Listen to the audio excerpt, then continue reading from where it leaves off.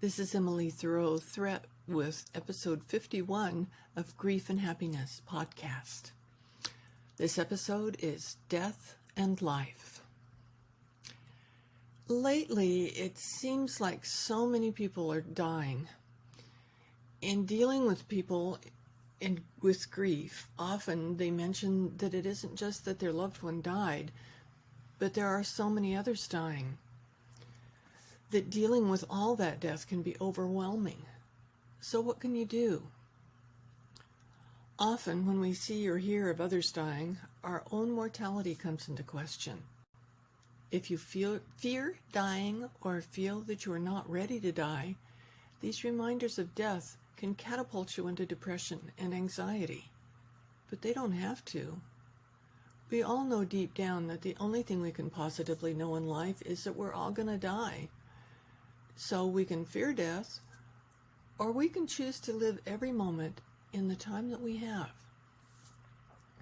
Having been around so many people who've died, I've noticed some commonalities. Often, when people receive a terminal diagnosis, or when they realize that they're dying because of a sudden illness or accident, I've seen people become at peace, relaxing into the experience.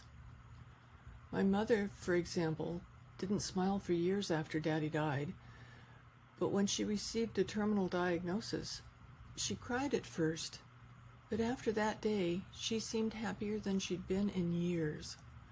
Watching the experience of her joy enabled me to keep things in perspective.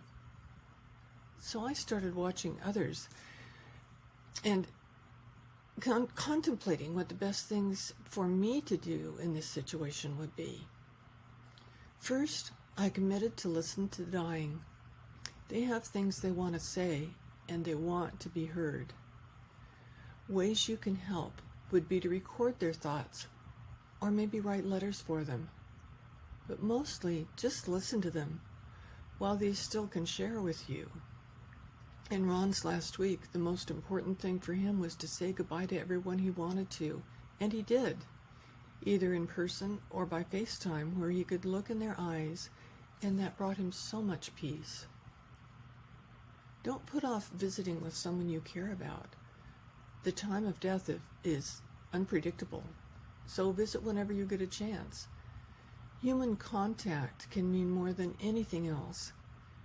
As death approaches, contact is the only thing left that really matters.